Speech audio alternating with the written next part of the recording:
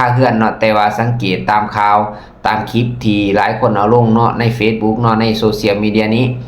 ถือว่าเสียหายหลายนักหน่วงเนาะพี่น้องเนาะบักเห็บตกเนาะพี่น้องเนาะถือไผนี่โอ้ยเฮือนมุนเบิดพี่น้อง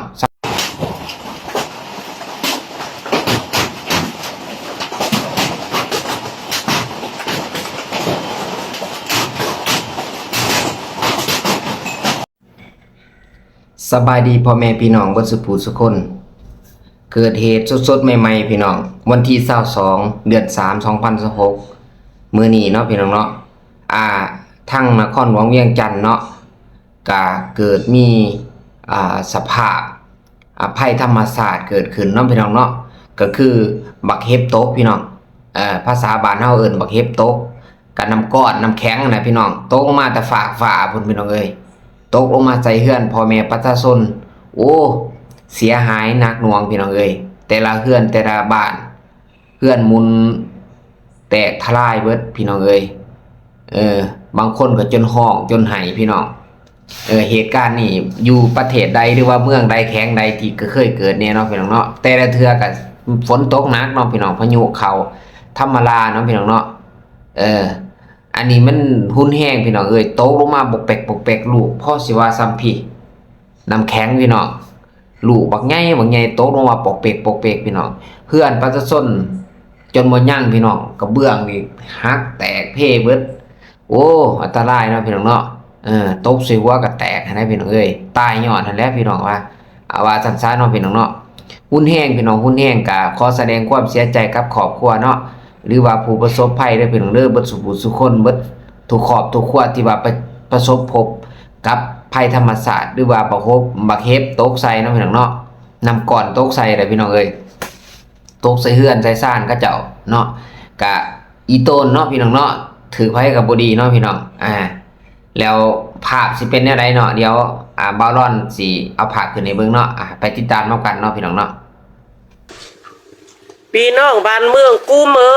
ยเฮือนนะไอ้ที่ดูแลฟ้าฝนลมเจอโดยแม่นว่าตกไม่เฮ็ดต้อมหน่วยไข่ต้อมกำปั้นแม่นเฮือนโปดแมดบ่มีอันเด้อได้จักเฮือนเยอะเฮือนน้อยจักเทียบระเบียงอันเด้อเป็นหนึ่งนี่แมดได้เบิ่งลูกโอ้โหบ่เหลือสักบิงสบีดตกแน่นี่ล่ะหลังคาก็เฮือนเต้งก็หัวแมดเฮือนเมอแมดตาเจนี่บ่มีตีนหรือเหลือแล้วเฮือนเฟอก็เป็นเม็ดเข็ดนี่บนหิ้งเอ็ดแล้วจะจิตกับโป๊กันโฟเชียลกับเบื้องเด้เป็นอย่างนี้แม็ดฮอตมูฟอยู่กับนี้มูฟอยู่กับแจนมีตีเด้อมาเรือทำเอทเดอร์เลยเนาะบ้องดูเลยอันนี้เป็นห้องเฮือนขั้วเฮือนแต่งกินตาเนี่ยเฮือนขั้วเนี่ยเด้เดี๋ยวมาตั้งห้องน้ำได้เป็นนี่แม็ดกับเบื้องโป๊ดแม็ดเลย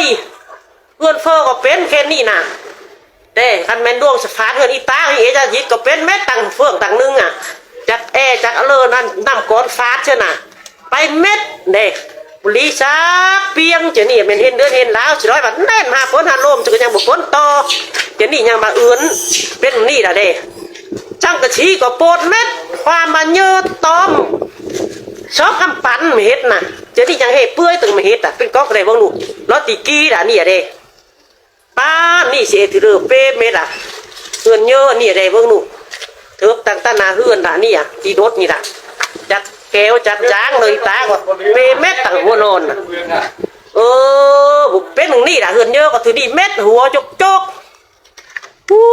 มา5 โลเมื่อกี้มา5 ฝน 5 โลเป็นฮือให้เป้เฮือนเป้ชาเม็ด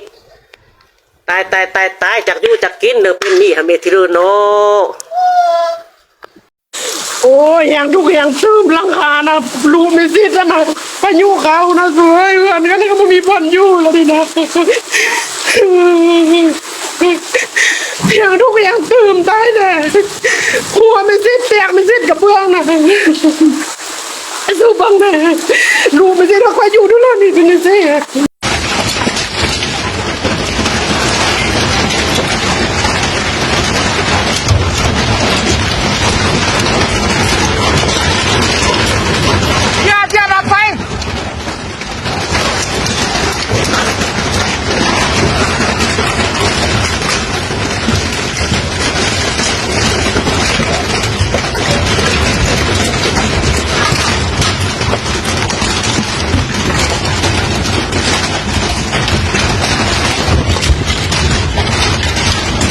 ตายแล้วมันเบิด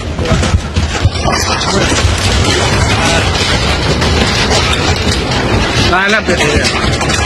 มันเบิดละ ก็คือเห็นน้ำกันเนี่ยพี่น้องเอ้ยก็คือเห็นน้ำกันเนี่ยโอ้หุ่นแห้งพี่น้องเอ้ยจนห้องจนไห้บางผู้บางคนพี่น้องเอ้ยเฮือนซ่านเฮ็ดมาบักใหม่ๆเนาะหลายฝ่าหลายปีช่วงนี้น้ำมันก็แพงเนาะพี่น้องเนาะ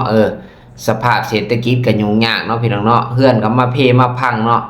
มุนเหมือนเนาะพี่น้องเนาะโอ้เด้อบ่มีกระจิตกระใจที่สิสู้จังไดเนาะพี่น้องเนาะเอาจังไดก็สู้เด้อเป็นบาวรอดเป็นกำลังใจให้เนาะพี่น้องเนาะ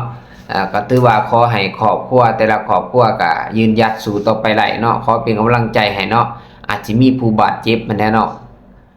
จากเหตุการณ์นี้ก็มีเนาะพี่น้องป้านถึงระเบิดพี่น้องว่าง่ายๆซะป้านถึงระเบิดเฮือนมุนเบิดพี่น้องรู้เป็นปองเป็นปองเป็นปองพี่น้องแตกทลายเบิดรถบางเทื่อก็รถเพรถแตกรถมุนเบิดจอดรถก็พอดีมันตกใส่เนาะแวนก็แตกมุนไปเบิดพี่น้องเอ้ยโอ้อันตรายแฮงมันบ่ซ้ำบักขี้หินตกลงมาเนาะก่อนบักขี้หินตกลงมาแต่ฝากฝาเพิ่นบ่เนาะว่าง่ายๆซะมันหุนแฮงได้พี่น้องเพราะว่าดูบักเฮ็บมันดูบักใหญ่พี่น้องเอ้ยมีหลายคลิปพี่น้องมีหลายคลิปที่บาวรอดเอามาให้เบิ่งโอ้เห็นเขาเจ้าถ่ายลง Facebook เนาะโอ้เฮือนจนแตกจนพังจนเพ่เบิดเบิ่งว่ามันตกลงน้ามันตุ๊บปั๊บปุ๊บปั๊บปุ๊บปั๊บหายว่าแนมไปใส่ก็จนว่าบ่จักสิว่าเนาะพี่น้องเนาะมันหุนแฮงว่าซั่นซะที่มันตกลงมาถือหัวคนเฮาก็แตกนะพี่น้องเอ้ยปัญหาปันให้ว่าซ้ำมีสังเนาะพี่น้องเนาะขอให้ทุกคนปลอดภัยแล้วก็ขอให้คนยืนหยัดสู้ต่อไปเด้อพี่น้องเด้อจังได้ก็ยาเนาะพี่น้องเนาะสู้ไปนะพี่น้องเด้อช่วงนี้เขาย่างมาแพงน้ำมันก็แพงพี่น้องแล้วก็ยังมาเจอประสบภัยก็คือบักเห็บตกใส่เฮือนนี่เนาะเห็นอกเห็นใจหลายๆเนาะพี่น้องเนาะเห็นอกเห็นใจที่สุดได้พี่น้องเอ้ยบางคนก็ถูกน้ำท่วมบางคนก็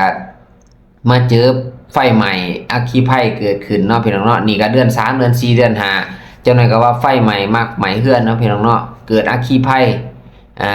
น้ำมันก็บ่มีเนาะเจ้าหน้าที่ก็สิเอาขี่แล่นรถไปหมอดไปรับเพิ่งให้ก็บ่ได้เนาะพี่น้องเนาะบ่มีน้ำมันถือว่าคันใหม่เฮือนใหม่นี่แฮงใหม่งามพี่น้องเอ้ยเอายังบ่ทันเลยพี่น้องเอ้ย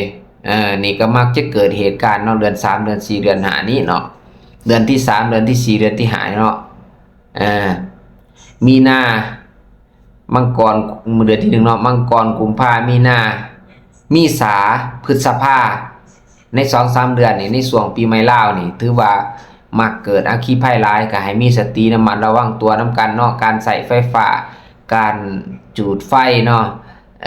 ใส่เครื่องที่ว่ามันร้อนและเสี่ยงต่อการเกิดอัคคีภัยในไฟฟ้าลัดวงจรบ่จังซี่เปิดพัดลมเนาะใส่หม้อแรงใส่หม้อไฟฟ้าจังซี่บางเทื่อก็อาจสิหลงสิดื่มเนาะให้มีสติเนาะใส่แล้วก็หลงไปเฮ็ดแนวอื่นเลยก็ต้มน้ำไว้เนาะบางเทื่อน้ำมันบกเนาะเกิดมีการช็อตการไหม้เกิดขึ้นไฟไหม้เฮือนไหม้ซ่านอันนี้ก็เป็นห่วงนำเนาะพี่น้องเนาะเหตุการณ์มันมาเกิดขึ้นเห็นมาหลายแล้วเนาะพี่น้องเนาะก็มาเหตุการณ์บักเห็บตกนี่ล่าสุดก็คือเป็นตะยานแห้งพี่น้องตกรู้เป็นปองหลังคามุนเบิดเนาะพี่น้องโอ้อันตรายหลายพี่น้อง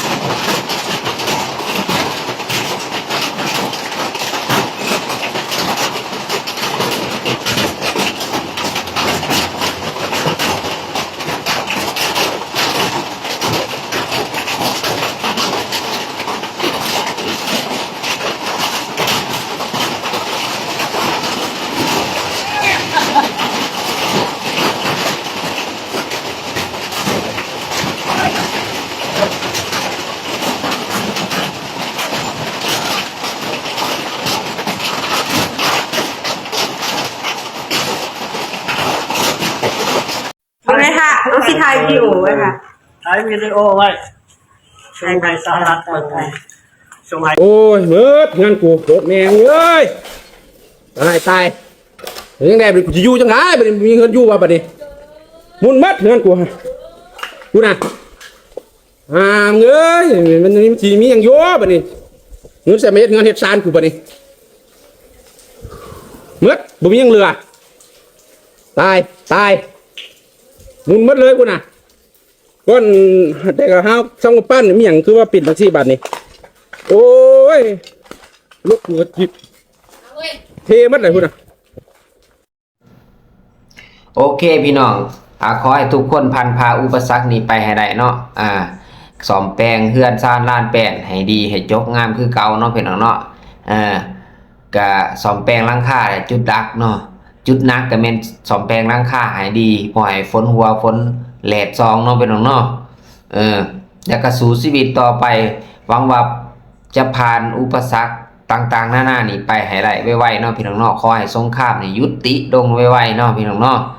การเฮ็ดสงครามก็บ่มีหยังเกิดขึ้นเนาะก็มีแต่ความสูญเสียเนาะพี่น้องเนาะต่างฝ่ายต่างสูญเสียก็บ่ฮู้คือกันว่ามันเป็นจังไดเนาะผิดกันอยู่ตะเวนออกพุ่นก็กระทบไปทั่วโลกเนาะพี่น้องเนาะบ้านเมืองเฮาจ้ามันสิเป็นจังไดโลกไปนี่คู่มือนี่พี่น้องเอ้ยการสิ่งดีสิ่งเด่นการฆ่าการแกล้งการทำลายกันการสร้างความวุ่นวายการทำสงครามก็บ่มีหยังเกิดขึ้นได้พี่น้องอันนี้เว้าความจริงได้นี่บ่มีหยังจะสิว่าเจ้าเก่งเจ้าชนะสงครามแต่เจ้าก็ยอมมีการสูญเสียคือกันพี่น้องเพราะฉะนั้นไล่บ่คุ้มเสียนี่เฮาสิเฮ็ดจังไดบ่หลายคนก็มักบอกว่าต้องการสันติก็ตีความหมายคำว่าสันตินี่ออกไปเนาะว่าเฮาอยากให้มันเกิดสันตินี่สิเฮ็ดแนวใดเนาะพี่น้องเนาะมันสันติบ่ทันเนาะพี่น้องในขณะที่ว่ามันอารมณ์ร้อนความโกรธความโมโหโทโสเกิดขึ้นแล้วถือว่าได้ยิงกันแล้วเลยเดิมแล้วนี่จนว่ามันสุกยอกจนว่ามันสุกงอมถือว่าขันระลับว่าสูญเสียหลายเติบแล้วจังสิได้หยุดนะพี่น้องบ่แม่นว่ากำลังเกิด 2-3 วันสิหยุดได้อันนี้คืออิหร่านเนาะกับสหรัฐกับอิสราเอลนี่จะเบิ่งที่เขาอาทิตย์ที่3ที่4เนี่ยเกิดเป็นเดือนนะพี่น้องข้าวเดียวเนาะพี่น้องเนาะการเกิดการสูญเสียส่ำใดซองแคบฮอร์มุดก็เกิดมีการปิดสงักเนาะอาจสิบ่เต็มส่วนเนาะการขนส่งเฮ็ดให้น้ำมันแพงขึ้นเนาะราคาค่ำก็ขึ้นบ่หรือว่าลงก็ติดตามข่าวนํกันเนาะพี่น้องเนาะเขาวยามมากแพงก็สิเกิดขึ้นได้เนาะพี่น้องเนาะเอาแต่มันสิเป็นไปได้เนาะพี่น้องเนาะขอเป็นกำลังใจให้เบิดสุผู้สุคนนะต่างคนต่างให้กำลังอกกำลังใจซึ่งกันและกันเนาะบ่ว่าประเทศหลายเมืองหลายแข่งหลายทั่วโลกนี่ถือว่าถือผลกระทบเนาะโดยเฉพาะแนวมื้อนี้ก็คือเหตุการณ์ผักเห็บตกเนาะที่อยู่นครหลวงเวียงจันทน์เนาะแล้วก็บ่ฮู้ว่าเสียหายจากหลังคาเรือนเนาะแต่ว่าสังเกตตามข่าว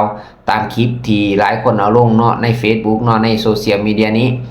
ถือว่าเสียหายหลายนักหน่วงเนาะพี่น้องเนาะบักเห็บตกเนาะพี่น้องเนาะถือไผนี่โอ้ยเฮือนมุนเบิดพี่น้องซ้ำไฟใหม่พี่น้องแต่ก็ดีกว่าไฟใหม่ดีกว่าน้ำท่วมนิดนึงก็ย้อนว่าเฮาสิได้สามารถซ่อมแปลงหลังคาได้แต่ว่าคันน้ำท่วมไฟใหม่ก็แม่นไฟใหม่นี่แม่นเบิดเนาะไหม้เบิดเนาะซ่อมแปลงบ่ได้มีแต่เฮ็ดใหม่เนาะพี่น้องเนาะคันน้ำท่วมคือกันเนาะพี่น้องเนาะสูญเสียหลายแต่ว่านี่บักเห็บตกก็สูญเสียคือกันแต่ว่ามาสูญเสียในยามเวลาเขายามมากแพงนี่การเฮ็ดเฮือนเฮ็ดซ่านก็บ่ง่ายแน่เนาะพี่น้องเนาะหาเงินหาค่ำยากพี่น้องเอ้ย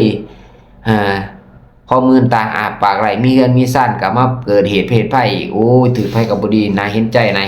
บ่าวร้อนเห็นอกเห็นใจเบิดสุผู้สุคนอีดีบ่าวร้อนก็ลำบากคือกันในช่วงนี้เนาะพี่น้องเนาะในช่วงนี้ลำบากแฮงพี่น้องเอ้ยขอทุกคนเป็นกำลังอกกำลังใจแหน่ติดตามบ่าวร้อนเด้อให้บ่าวร้อนผ่านวิกฤตการณ์นี้ไปให้ได้เนาะพี่น้องเนาะทุกมื้อนี่ก็ขายเครื่องขายของก็บ่ค่อยไหลเนาะพี่น้องเนาะวิกฤตหนักเนาะน้ำมันก็บ่สิไปเวียกไปการก็บ่มีเนาะพี่น้องเนาะมาเฮ็ด YouTube นี่ก็กำลังว่ากำลังสิมื่นตาอาปากไหลเนาะพี่น้องเนาะเพราะว่าผิดกฎเนาะพี่น้องเนาะผิดกฎ ว่าบ่เป็นต้นฉบับนั่นนี่เนาะพี่น้องเนาะโอ้บ่ฮู้ว่าสิเฮ็ดจังไดเพราะฉะนั้นแล้วก็ขอให้เห็นอกเห็นใจช่วยกันเนาะพี่น้องเนาะคนละไลค์คนละแชร์คนละ Subscribe เนาะพี่น้องเนาะกดไลค์กดแชร์บาวร้อนนี่เด้อเป็นกำลังอกกำลังใจให้บาวร้อนนี่เนาะบาวร้อนนี่ลำบากหลายพี่น้องเอ้ยเฮือนชาวเขาซื้อโอ้ยลำบากแฮงอีหลีพ่อตายป้าลูกกำพร้ากำพร้อยพี่น้องเอ้ยบ้านป่าพาร้อนพี่น้องเว้าจังซี่แหละพี่น้องเอ้ยบ่มีทางสิไปแหละพี่น้องเอ้ยแต่ว่ามาให้กำลังอกกำลังใจซึ่งกันและกันต่างแต่ว่าตัวเองหั่นก็ลำบากคือกันแต่ว่าก็เห็นอกเห็นใจคนเฮาเนาะเพื่อนมนุษย์ด้วยกันบอกง่ายว่าเพื่อนมนุษย์ร่วมชาติร่วมศาสนาเพื่อนมนุษย์ร่วมโลกนี่แหละพี่น้องเอ้ยถือไผก็บ่ดีตกทุกข์ได้ยากก็อีตนสงสารเนาะพี่น้องเนาะเฮาซอยบ่ได้แต่ก็อีตนสงสารเห็นอกเห็นใจซึ่งกันและกันให้กำลังใจซึ่งกันและกันถือว่าเป็นสิ่งที่ดีที่สุดหักกันดีกว่าสร้างกันเด้อพี่น้องเด้อบาวร้อนกะสำหรับคลิปนี้ขอลาทุกคนไปก่อนเนาะพี่น้องเนาะขอให้ทุกคนสู่ไปนำกันเนาะพี่น้องเนาะขอขอบใจเจอกันคลิปหน้าเด้อพี่น้อง